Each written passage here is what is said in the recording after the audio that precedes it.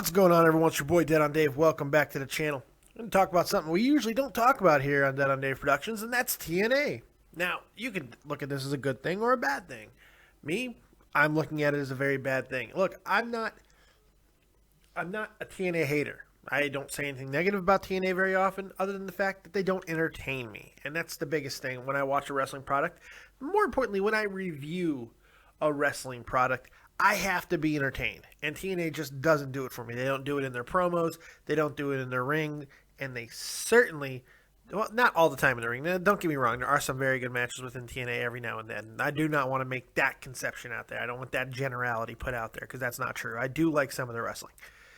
But that's not their biggest problem. Their problem is, and always will be, their terrible, terrible storyline angles. I mean, nobody books storylines as horribly and horrendously and egregiously freaking offensive.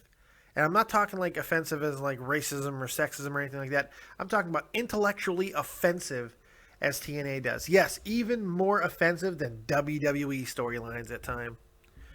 Case in point, possibly the worst TNA angle of all time just happened. When you think it couldn't get any worse, they knock Mickie James off of a train platform onto train tracks for absolutely no reason, on camera, on a closed-circuit TV camera to make it even worse.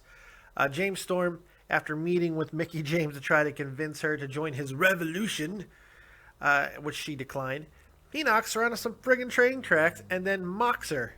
It's a long way down. You made your choice, and now I've made mine. This whole angle, this whole vignette, whatever you want to call it, was so creepily shot. So creepily shot and so disturbingly done. It's one of the worst things TNA has ever done. And it has nothing to do with the fact they tried to kill off Mickie James, if that's in fact what they did, which you can't blame people for assuming that's what this whole idea behind this is. They're killing off Mickie James. If that's what they did, that's what they did. I don't even have a problem with that. I don't think that's offensive. I don't think it's controversial. It's nothing that hasn't been done in WWE before. Paul Bearer has been locked into a chamber of cement and drowned in cement. He's been locked into a freezer, died that way too. If he wouldn't have died in real life, they probably would have tried to kill him another way. It's what they do. Vince McMahon blown up in a friggin' limousine. There has been egregious and stupid knockoff scenes in wrestling, but it's been a long time since they've happened. Why? Because they don't work. They don't work. Killing off a character in a wrestling product is stupid, non-beneficial, and short-sighted. Now, you can even take it a step farther and say that it's vindictive because the writers or the producers or whoever is making these decisions signing off of it is doing something you never do in wrestling. You're basically, essentially closing the door. With somebody like Mickie James, it makes even less sense. So, if that's in fact what they were originally planning, which, by the way, even if it was, it certainly is not now. They're not going to continue on the Mickie James is dead track now. That's certainly not going to happen. Not with all the backlash that they've gotten. But if that's the way they decided to go, man, it just didn't. Mickie James isn't a bit character. Mickie James isn't a long in the tooth CEO that needed a blowing up in.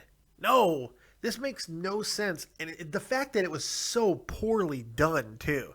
Your cell phone's ringing. Hey, my cell phone. Your cell phone's ringing, bitch. No, it's not my cell. It's your cell phone, Mickey. Bump.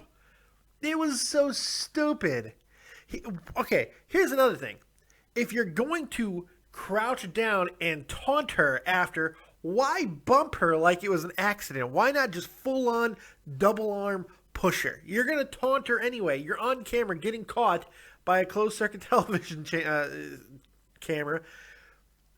Why not full-on push her and make it look at least a little malicious and cool if you're going to friggin' taunt her and just basically admit that you did it on purpose? Anyway, it makes no sense. It's poorly written. It's poorly acted. It's poorly produced. This is why it's the worst TNA angle of all time. Not because of the fact that Mickey was pushed on the tracks. I don't give a fuck. Run her over with a goddamn chainsaw mill. I don't give a shit. Put her in a slaughterhouse, a meat factory. I don't give a fuck. Turn her into Mickey burgers. I don't give a fuck. That's not the point. Produce it right, write it correctly, shoot it correctly, and act it correctly. And you can make almost any piece of garbage idea into something watchable. This was egregiously unwatchable. That's all I got. I just wanted to comment on this because it was making me insane, and everybody else was weighing in on it, so why not me? So, good, thanks for joining me once again right here on Dead on Dave Productions. Go ahead and like, subscribe, and share. We'll see you next time. And remember, if you don't have talent, have talented friends. We'll see you next time. Peace.